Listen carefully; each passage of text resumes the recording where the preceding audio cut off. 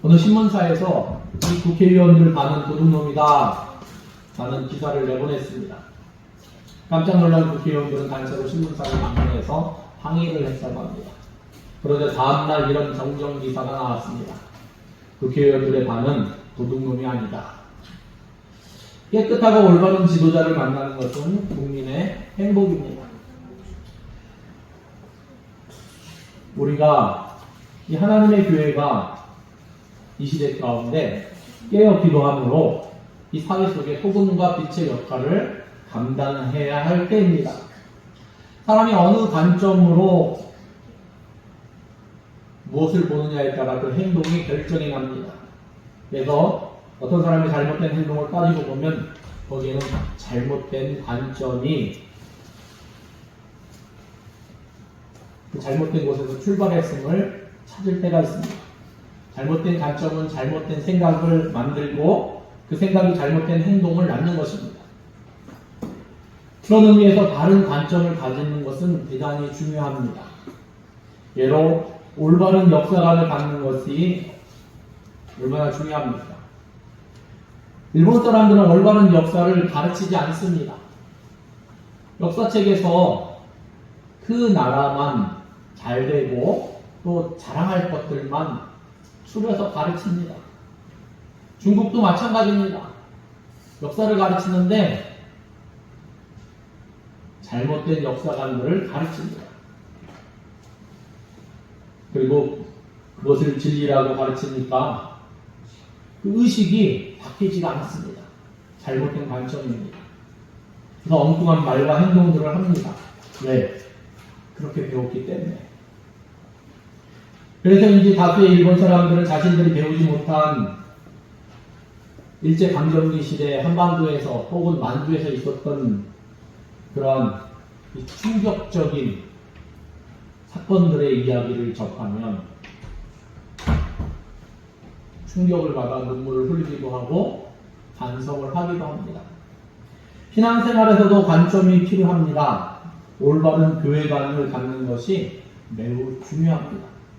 그래야 건강하고 바른 교회를 세워갈 수 있습니다. 신약성경에서 교회라는 단어가 마태복음 16장에서 처음으로 등장합니다. 이 베드로의 고백 위에서 주님께서 내 교회를 세우시겠다 약속하심으로 이 교회는 시작되었습니다. 베드로의 고백이 무엇입니까? 주는 그리스도시요 살아계신 하나님의 아들이시니이다. 그러므로 교회는 예수님께서 그리스도시며 하나님의 아들로서 세상을 구원하시는 구주 되심을 고백하는 신앙의 공동체, 곧 예수님을 영접하여 모시고 이를 신앙으로 고백하는 성도들이 연합하여서 이 인격적 유기체를 이루고 있는 모임을 이야기합니다. 성경 어느 곳에서도 교회를 가르쳐 건물이나 어떤 장소라고 말씀하는 것을 찾아볼 수 없습니다. 사람들의 무리나 사람들의 모임이나 그 지역에 있는 사람들을 가르치는 것입니다. 교회란 모임과 밀접한 관계를 갖고 있기 때문입니다. 이 모임이란 성령님의 임재가 나타나는 영적 공동체의 성격을 지닌 것입니다. 이것이 1세기 생활 속에서 주님이 말씀하신 교회의 이 원형, 모습입니다. 그렇기 때문에 교회를 건물 자체에 비중을 두고 생각하면 안 됩니다. 한국 교회 안에 혹은 교회 안에 우리가 혼동하는 경우가 많이 있습니다. 하나님의 성전과 하나님의 교회를 혼용해서 단어들을 사용하는데 예배당을 성전이라는 개념으로 생각한다면 예수 그리스도의 이 구속 사역이 거부하는 엄청난 범죄를 저지르게 되는 것입니다. 왜냐하면 구약의 제도나 가시적인 도구들, 규범들은 실체가 오시기까지 잠정적으로 사용하신 모형들이기 때문입니다. 실체가 나타나기 때문에 모형은 더 이상 사용하지 않습니다. 그 예로 성전도 성전의 실체이신 오실 예수님을 예표하는 것입니다. 그래서 예배당 또는 건물을 성전이라고 고집한다면 예수 그리스도의 구속 사역이 아직 이루어지지 않았다는 결과가 되는 것입니다. 그렇기 때문에 우리가 교회를 성전이라고, 건물을 성전이라고 하는 것은 뭔가 좀 이상한 그러한 이 개념을 가지고 사용하는 것입니다. 왜냐하면 이미 예수님은 이 땅에 오셨기 때문입니다. 더 이상 눈에 보이는 성전은 이 땅에 없는 것입니다. 그래서 교회 시대에는 건물로서 성전이 존재하지 않습니다. 성전의 실제는 예수님이시고 예수 그리스도께서 연합된 우리 자신의 몸이 성전인 것입니다. 그러므로 머리이신 예수님께 붙어있는 몸인 공동체가 하나님이 거하실 처소인 성전으로 지어져 가야 하는 것입니다. 또한 주님은 내가 이 반석 위에 내 교회를 세우리니 라고 말씀하십니다. 교회의 주인은 주님이십니다. 사도 바울도 예배소 교회 장로들에게 권하면서 이렇게 말씀하셨습니다. 사도행전 20장 28절에 여러분은 자기를 위하여 또는 온 양떼를 위하여 삼가라. 성령이 그들 가운데서 여러분을 감독자로 삼고 하나님이 자기 피로 사신 교회를 보살피게 하셨느니라. 그래서 우리가 지난 시간에는 하나님은 그리스도를 교회의 머리로 세우셨다고 함께 나눴습니다. 22절에 또 만물을 그의 발 아래 복종하게 하시고 그를 만물 위에 교회의 머리로 삼으셨느니라. 이는 예수님과 교회의 관계를 순종과 복종의 관계라는 것을 분명히 밝히는 것입니다. 사랑하는 성도 여러분, 이것을 한순간도 잊어서는 안 됩니다. 교회의 머리는 예수님이십니다. 예수님께서 교회의 머리 되신다는 고백을 늘 기억해야만 합니다. 모든 교회, 모든 성도는 단 한 곳만 바라봐야 한다는 것입니다. 바로 예수님이십니다. 오직 예수님만 바라봐야만 합니다. 모든 짓이 판단이 예수님께로부터 나와야만 합니다. 교회는 누가 세웠든지 누가 헌금을 얼마나 했든지 간에 상관없습니다. 다 주님의 소유이기 때문입니다. 고린도 교회가 왜 4개의 파로 갈라져서 서로 싸우게 되었습니까? 고린도 교회는 4개의 파가 있었죠. 아볼로, 베드로, 바울, 그리스도. 물론 중요하지 않습니다. 그런데 이렇게 나눠져서 싸웠습니다. 그 이유는 그 사람들이 그 교회의 머리가 되어 인도되었기 때문입니다. 교회의 머리가 되어서 그리스도 파라, 아볼로 파라, 바울 파라. 이게 나눠져 있기 때문에 그런 현상이 일어난 것입니다. 그러므로 교회 공동체는 철저하게 그 머리 대신 예수님의 말씀에 순종해야만 합니다. 절대적으로 복종해야만 합니다. 그래야 교회 공동체가 하나님의 축복을 받게 되는 것입니다. 그래야 건강한 교회, 행복한 교회, 사랑과 소망이 가득한 교회가 될 수 있습니다. 우리 대명교회는 절대적으로 머리 대신 예수님만 바라볼 수 있기를 바랍니다. 절대적으로 예수님의 말씀에 순종하며 예수님의 인도하심이 넘쳐날 수 있는 교회 되기를 바랍니다. 이 교회의 머리가 주님이시라면 그러면 성도는 무엇입니까?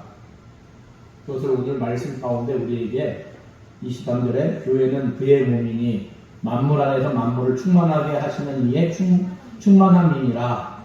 예. 교회는 주님의 몸입니다. 성도는 주님의 몸을 이룹니다. 성도들은 주님의 몸을 이루는 지체들입니다. 그래서 그 몸을 이루는 지체들은 모두 중요하고 각각은 조화 속에서 기능을 발휘할 때 그 공동체를 통해 그리스도가 영광을 받으시는 것입니다. 우리의 몸을 생각해 보면 이 건강한 몸은 각 지체들이 균형과 조화를 이룰 때 찾아옵니다. 균형과 조화가 깨지면 건강하다고 얘기를 안 합니다. 균형과 조화가 깨지면 아프기 시작합니다. 어떻습니까? 우리가 걸을 때도 왼발이 좀 불편해서 오른발에 힘을 줘서 막 걸으면 오른발이 아픕니다. 그렇죠? 네. 이 균형과 조화가 맞아야 됩니다. 가장 좋은 치료 방법은 몸의 균형과 조화를 회복시키는 것입니다. 이것은 영적인 교회도 마찬가지입니다. 왜 갈등이 없겠습니까? 그러나 건강한 교회를 위해서 양보하고 결제하여 조화를 이루어내야 하는 것이 바로 오늘날 교회의 모습입니다. 특히 기억할 것은 주님의 몸을 이루는 지체 가운데 소중하지 않은 지체가 하나도 없다는 것입니다. 눈에 잘 뛰지 않지만 보이지 않는 곳에서 중요한 역할을 하는 지체들도 있다는 것입니다. 예로 우리 발가락은 잘 보이지 않습니다. 우리 몸 가운데 잘 드러나지 않는 곳에 위치하고 있습니다. 이 발가락이 아니라 저희가 손이지만 그걸 딱 붙어서 통짜로 그냥 딱 이렇게 돼 있으면은 얼마나 좋을까 생각하기도 합니다. 발톱이 없었으면 어땠을까 하는 생각도 해봅니다. 그러면 뭐 냄새도 안 나고 뭐 발 씻기도 편하고, 그러나 이 발가락이 없으면 과학자들이 이야기합니다. 걷지 못한다고. 발가락이 하는 역할이 있다는 것입니다. 걸으면서. 그래요? 균형을 잡아줍니다.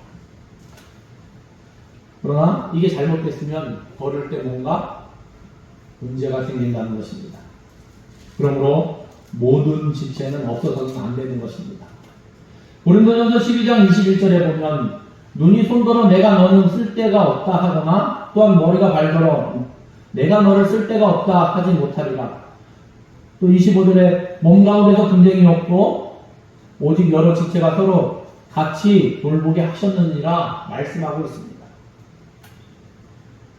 서로 같이 돌보게 하셨느니라. 네. 지체들은 서로 돌보고 또 그 가운데 분쟁이 없어야 된다는 것입니다. 그러므로 성도를 한 사람 한 사람이 다 그리스도의 몸을 이루는 지체로서 중요한 역할을 하고 있는 것입니다. 교회에는 귀천이 따로 없습니다. 우리 대명교회는 서로 분쟁도 없고 서로 귀히 여기는 돌보는 그러한 오늘 말씀 속에서 우리에게 가르쳐주는 공동체 될 수 있기를 바랍니다. 아멘. 한 가지 더 짚고 넘어갈 수 있는 것은 지체는 여럿일지라도 몸은 하나라는 것입니다. 이 고린도전서 12장 12절에 보면 몸은 하나인데 많은 지체가 있고 몸의 지체가 많으나 한 몸인과 같이 그리스도도 그러하니라. 우리가 유대인이나 헬라인이나 종이나 자유인이나 다 한 성령으로 세례를 받아 한 몸이 되었고 또 다 한 성령을 마시게 하셨느니라. 또 에베소서 4장 4절에도 몸이 하나여 성령도 한 분이시니 이와 같이 너희가 부르심의 한 소망 안에서 부르심을 받았느니라.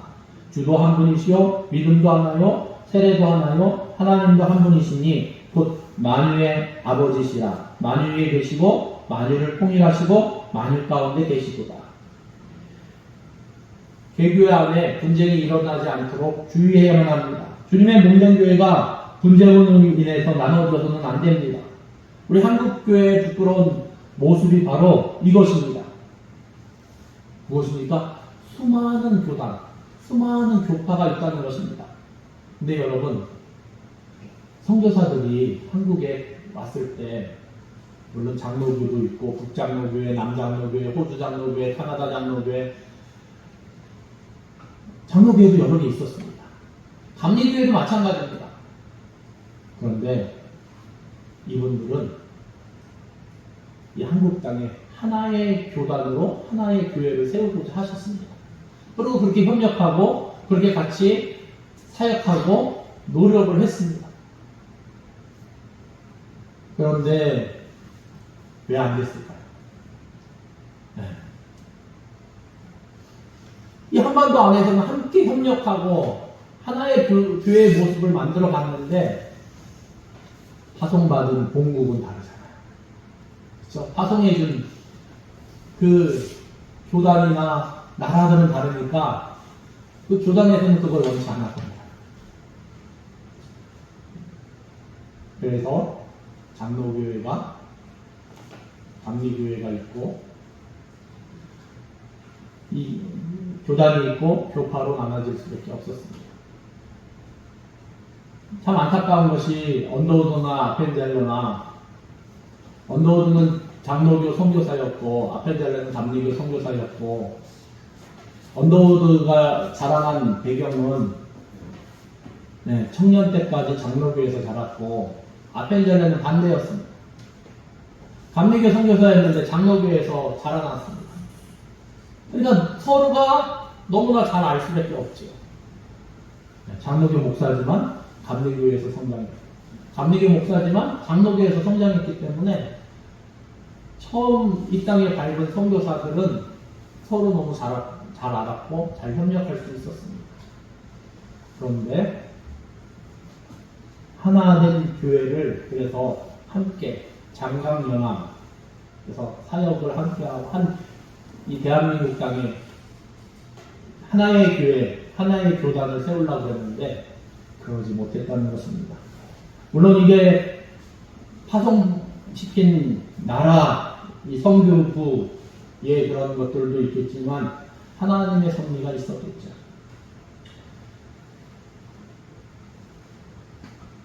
이제 우리 성도들이 마지막까지 포기하지 말고 간직해야 할 의식이 있다면 그럼에도 불구하고 우리가 가져야 할 것이 있는데 그것은 바로 공교의 의식입니다. 이 의식만 가지고 있다면 결국 하나가 될 수 있기 때문입니다. 무슨 말입니까? 교회는 주님의 몸으로서 하나라는 의식을 갖고 있어야만 합니다. 교파가 달라도 교회가 달라도 주님의 교회이며 한 몸이라는 것이죠. 물론 사역하는 부분이나 다른 부분들이 존재하지만 그러나 하나님의 교회라는 사실을 늘 기억하면서 내 교회 우선주의 이것이 아니라 때로는 협력할 수 있는 부분들은 협력하고 또 때로는 서로 도울 수 있는 부분들은 서로 도와야 한다는 것입니다. 오늘날 얼마나 많은 개교회들이 중심이 돼서 이것이 너무 강하니까 문제가 되는 그러한 모습들도 보이지 않습니까? 다른 교회는 어떻게 되든 내 교회만 잘 되면 된다. 그러나 이것은 아닙니다. 이 의식이 기독교를 병들게 하고 교회를 무너지게 하고 주님의 몸을 찢고 하나님의 영광을 가리는 것입니다. 교회의 주인은 주님이십니다. 오직 예수님만이 교회의 머리이십니다. 성도는 주님의 몸을 이루는 지체로서 오직 머리에만 복종해야만 합니다. 이것이 교회를 건강하게 하는 비결입니다. 참 안타까운 것은 여러분들이 기도를 많이 해야 합니다. 저를 위해서. 왜냐하면 순수한 마음을 갖고 있다가도 목회자들이 목사들이 나이가 들거나 그러면 오염되고 이상하게 변하는 것을 볼 수 있습니다. 왜 그럴까요? 정직하고 정결한 마음 가지고 목회자들이 하나님 앞에 오직 예수 그리스도를 바라보고 목회 잘할 수 있게 해달라고 기도해 주시고 또 각 개인들, 지체들도 마찬가지입니다. 하나님 앞에 정직하고 정결하게 설 수 있게 해달라고 각 교회들도 마찬가지입니다. 주님의 몸된 교회임을 기억하면서 내 자신이 교회이기도 하고 우리 자체가 교회이기도 하는 것입니다. 우리가 이것을 기억하면서 진실로 하나님 보시기에 건강하고 아름다운 교회를 이뤄나갈 수 있는 우리 교회의 머리는 예수님이고 우리는 예수님의 몸으로 지체를 이루고 지체들은 하나라도 중요하지 않은 그러한 지체들이 없다는 의식을 가지고 또 내 교회만 주님의 교회가 아니라 이 지역에 있는 교회들도 예수 그리스도의 몸된 교회임을 기억하면서 하나님 나라 백성으로서 우리가 항상 그것을 기억하면서 존중하고 또 때로는 협력할 수 있는 부분들은 협력하고 기도할 수 있는 부분들은 기도하고 또 때로는 서로 선한 경쟁을 할 때는 또 할 수도 있고 이런 믿음 가지고 설 수 있기를 예수님의 이름으로 축원합니다. 기도하시겠습니다. 하나님 감사합니다. 진실로 우리 안에 교회 머리는 예수 그리스도시고 그의 몸은 지체된 우리들임을 나눴습니다. 하나님 우리가 항상 이 사실을 기억하면서 예수님이 원하시는 것이 무엇인가? 예수님이 기뻐하시는 것이 무엇인가? 하나님 묻고 나아갈 수 있도록 인도하시고 또한 하나님 나라 백성으로서 하나님의 자녀로서 우리가 서로 때로는 기도해 줄 수 있고 때로는 협력할 수 있고 때로는 하나님의 의를 위해서 하나님 함께 할 수 있음을 항상 기억하면서 진실로 이 주님의 교회가 이 세상 가운데 소금과 빛의 역할을 잘 감당할 수 있도록, 특별히 또한 우리 대명교회가 그 역할을 감당할 수 있도록 하나님 함께 하시고 다스려 주시옵소서. 모든 것을 감사드리며 예수님의 이름으로 기도드립니다. 아멘.